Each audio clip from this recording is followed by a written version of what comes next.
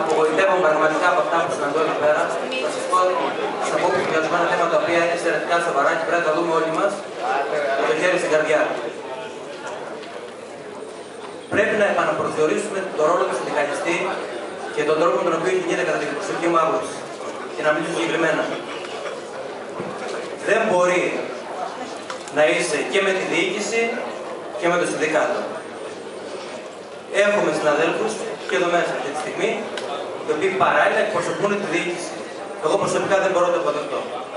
Επίσης, δεν μπορώ να αποδεχτώ αλλάζει μια κυβέρνηση, συνδικαλιστές επί τόπου που μπαίνουν ως εκπρόσωποι, να το πω έτσι απλά, της κυβέρνησης, αλλάζει άλλη κυβέρνηση ξανά τα ίδια. Εμένα προσωπικά δεν με εκφράζει αυτό το πράγμα.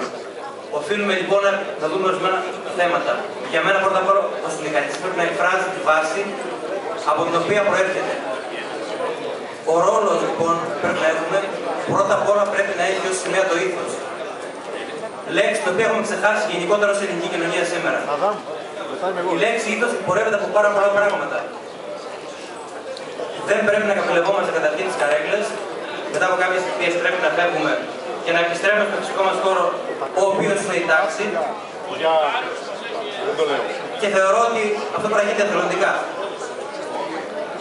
Επίσης, νομίζω ότι οφείλουμε όλα τα μεγάλα θέματα τα οποία απασχολούν τον κλάδο να μην τα βλέπουμε και να τα κρίνουμε με ένα ναι ή με ένα όχι. Πράγμα το οποίο μας έχει φέρει πίσω χρόνια τώρα. Πρέπει το όχι, το ναι να είναι τεκμηριωμένο, σαφέστατα